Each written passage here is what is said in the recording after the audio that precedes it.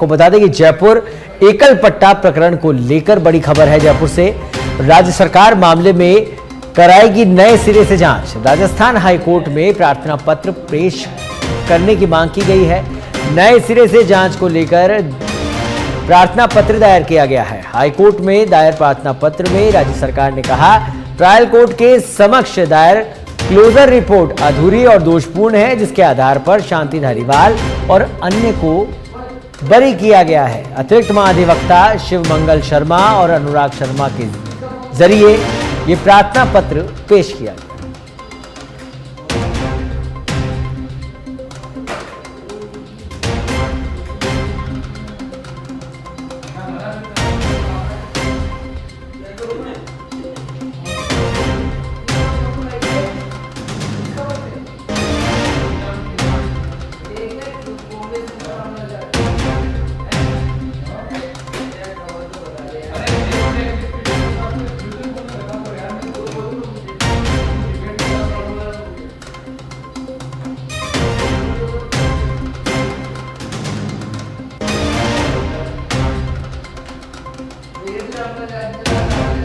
जयपुर एकल पट्टा प्रकरण को लेकर बड़ी खबर।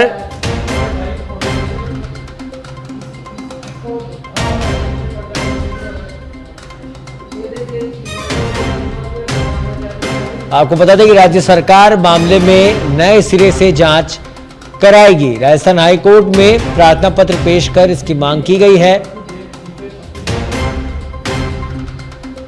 नए सिरे से जांच को लेकर प्रार्थना पत्र दायर किया गया है।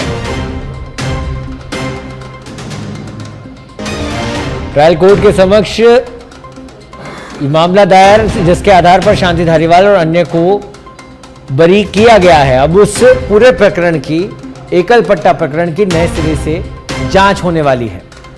सरकार की तैयारियां हैं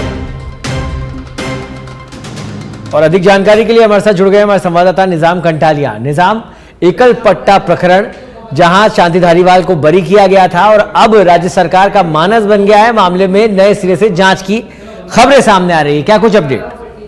बिल्कुल, देखिए कि राजस्थान सरकार अब इस पूरे मामले को नए सिरे से जांच कराना चाहती है और इसके लिए वो 2 जगह पे उसने बड़े महत्वपूर्ण निर्णय लिए हैं और इसके साथ ही वो जो राजस्थान हाईकोर्ट में 10 फरवरी को संभवतः सुनवाई होगी, उसमें राजस्थान सरकार जो है अपना एक नया प्रार्थना पत्र पेश कर रही है, जिसमें वो ये दायर करेगी कि अब आप इस मामले की फेयर जांच के लिए नए सिरे से जांच करना चाहती है और इस मामले की पूरी जांच अलग से करना चाहिए। दूसरी तरफ जो निचली अदालत में जो रिवीजन याचिका जो है कोर्ट के आदेश, ट्रायल कोर्ट का जो आदेश था और जिसमें कहा गया था कि सभी आरोपियों के खिलाफ जो अभियोजन है वो जारी रहेगा, उस आदेश को स्वीकार कर लिया और उसके खिलाफ निगरानी याचिका को वापस ले लिया है। पहले सरकार ने निगरानी याचिका दायर की थी स्टेट गवर्नमेंट में, पूर्ववर्ती कांग्रेस सरकार ने, उसको वापस ले लिया। तो ये 2 बड़े स्टैंड जो है राजस्थान सरकार ने लिए हैं, यानी भजनलाल सरकार ने लिए हैं, ताकि अब वो जो इस मामले में पूर्व मंत्री शांति धारीवाल को जो क्लीन चिट दी गई थी,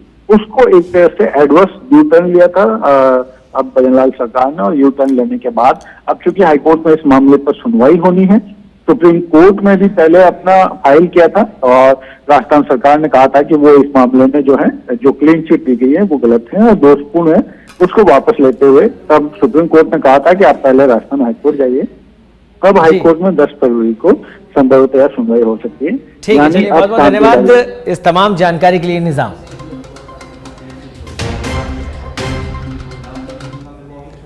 और जयपुर से अगली खबर, जहां जेडीए सचिव और हाउसिंग बोर्ड कमिश्नर हुए राजस्थान हाईकोर्ट में पेश। एयरपोर्ट से हल्दीघाटी 100 फीट रोड पर अतिक्रमण मामले में पेश हुए। नगर निगम कमिश्नर की जगह निदेशक लॉ संजय माथुर पेश हुए। जेडीए ने कहा कि अब मास्टर प्लान के अनुसार ही बनेगा 100 फीट रोड। जेडीए सचिव ने राजस्थान हाईकोर्ट में पेश किया मामले में शपथ पत्र। अब तक हुए कोर्ट के आदेश और पालना को लेकर चार्ट पेश करेगा जेडीए। चार्ट पेश करने के लिए अब हाईकोर्ट ने 2 सप्ताह का समय दिया है। हाईकोर्ट ने याचिका को खारिज करने का प्रार्थना पत्र भी नामंजूर किया है। मुख्य न्यायाधीश एम श्रीवास्तव की खंडपीठ ने यह आदेश दिए। प्रभावित भूखंडधारियों की ओर से अधिवक्ता प्रहलाद शर्मा ने इसकी पैरवी की।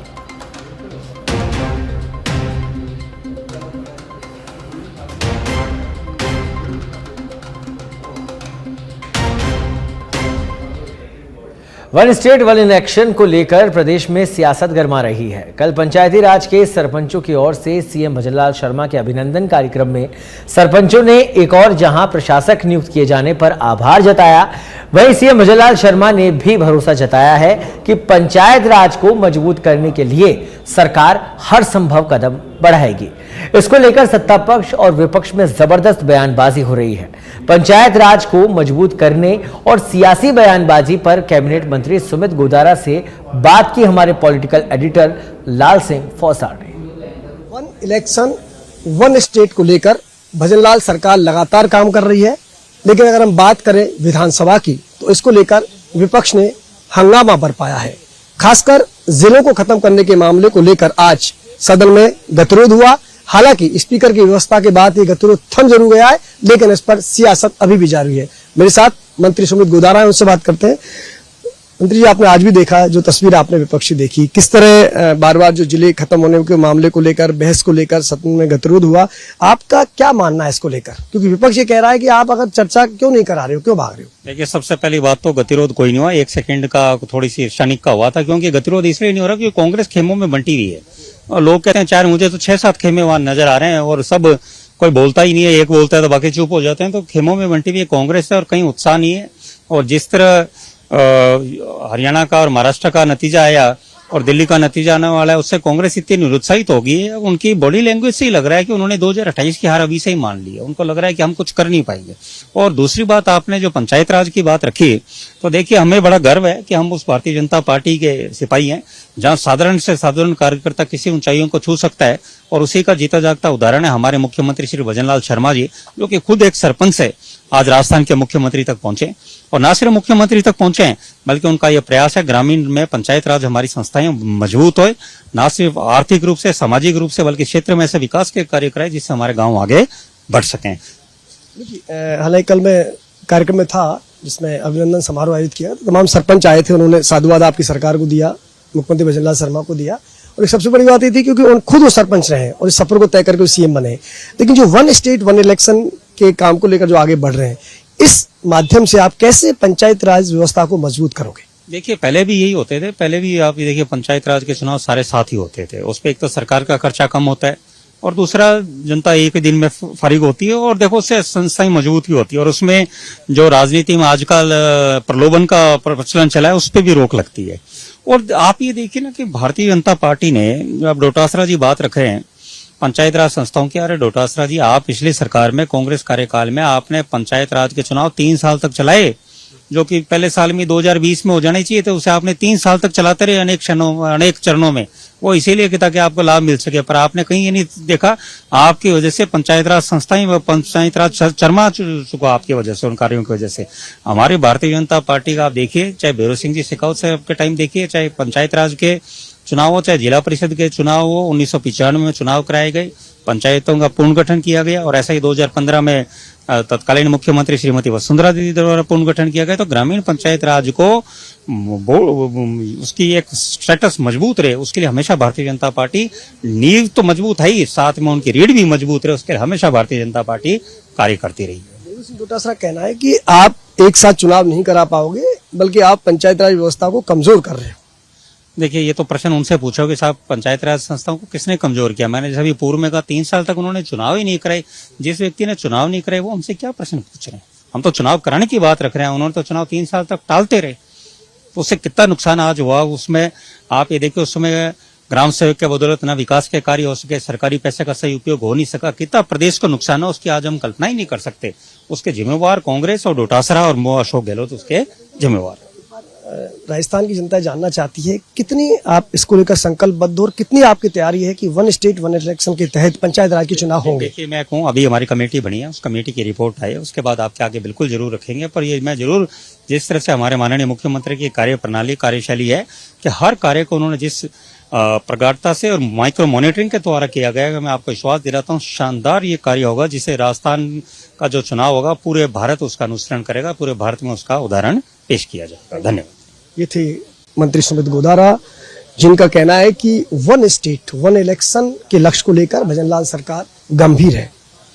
इसको लेकर एक और जहां सत्ता पक्ष और विपक्ष के बीच जमकर बयानबाजी हो रही है, वहीं मंत्री सुमित गोदारा का यह दावा है कि सरकार हर हाल में वन इलेक्शन वन स्टेट की अवधारणा को प्रदेश में लागू करेगी और यह प्रदेश देश में एक बेहतरीन उदाहरण बनकर सामने आएगा। वीडियो जर्नलिस्ट हेमंत के साथ लाल सिंह फौजदार, सच बेधड़क, जयपुर। केंद्रीय मंत्री गजेंद्र सिंह शेखावत का जोधपुर दौरा, जहां शेखावत का बीजेपी कार्यकर्ताओं ने स्वागत किया। एयरपोर्ट पर मीडिया से रूबरू हुए शेखावत। दिल्ली में 10 साल की अमावस्या की रात का एक निर्णायक दिन मैंने हरियाणा को लेकर भी कहा था, अपनी डायरी में लिख लीजिए। दिल्ली में भाजपा पूर्ण बहुमत से सरकार बना रही है। कांग्रेस ने जब जब देश में अपना प्रभाव बढ़ाया तब तब कांग्रेस ने अशोभनीय टिप्पणी की। बजट को लेकर बोले केंद्रीय मंत्री गजेंद्र सिंह शेखावत, कहा भारत न्यूनता के स्तर पर खड़ा था। मोदी जी ने के नेतृत्व में 10 सालों में इंफ्रास्ट्रक्चर का निर्माण हुआ। भारत को 30 ट्रिलियन की अर्थव्यवस्था बनाने में टूरिज्म बहुत बड़ी भूमिका निभाएगा। कि अमावस की रात समाप्त होने वाली, उसका आज आखिरी दिन, उसका निर्णायक दिन है।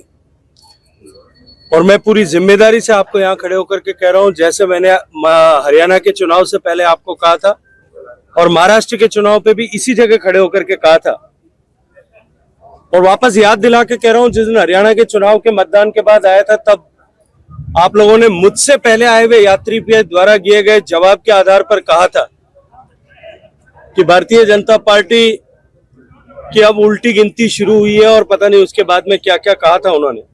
तब मैंने कहा था कि जिस दिन परिणाम आएंगे उस दिन सोम सर्वस्व पित्त कथा यहाँ पे उनको वापस याद आएगी।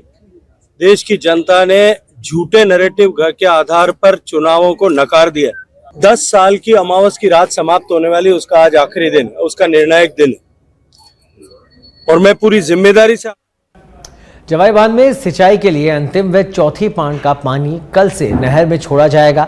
जल संसाधन विभाग जवाई नहर खंड सुमेरपुर के अधिशासी अभियंता राज भवरायत के निर्देशन में जवाई बांध से सिंदरू बांध में पानी नहर के माध्यम से छोड़ा गया। सहायक अभियंता अक्षय कुमावत ने बताया कि नहर में जमे शैवाल को हटाने के लिए नहर में अलग अलग स्थानों पर पानी के साथ ब्लीचिंग पाउडर भी डाला गया, जिससे नहर संचालन के दौरान कोई परेशानी पैदा नहीं हो।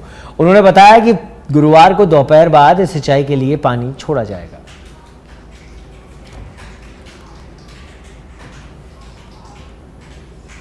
बीकानेर की खाजूवाला से खबर है, जहां सिंचाई पानी की मांग को लेकर आंदोलन की सुगबुगाहट तेज हो गई है। सिंचाई पानी की मांग को लेकर संगठित हो सकते हैं किसान। संयुक्त किसान मोर्चा और भारतीय किसान संघ के नेतृत्व में ज्ञापन सौंपा गया।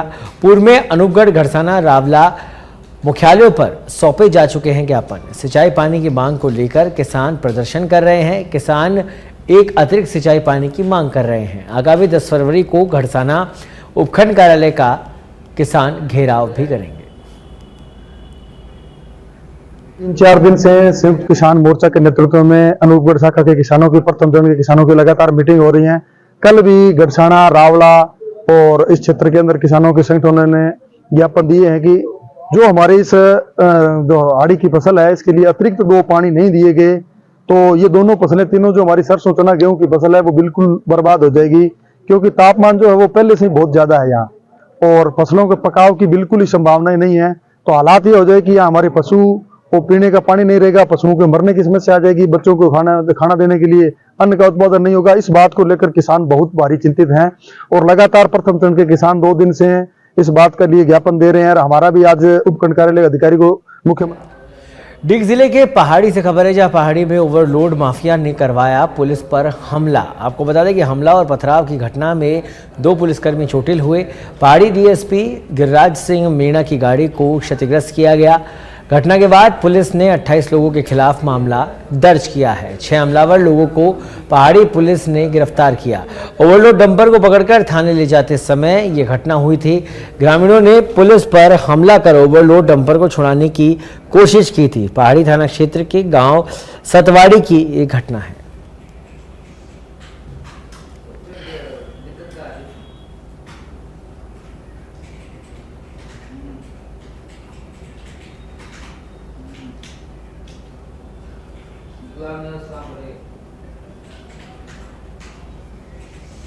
धौलपुर के सैबाऊ थाना इलाके के गांव फूटा का नागला में लापता हुए 7 साल के बच्चे की लाश कुकरा गांव के नजदीक नहर में मिली है। घटना से परिजनों में हाहाकार मच गया है। स्थानीय पुलिस ने शव पोस्टमार्टम कराकर परिजनों को सौंपा है। वहीं पुलिस मामले की जांच कर रही है।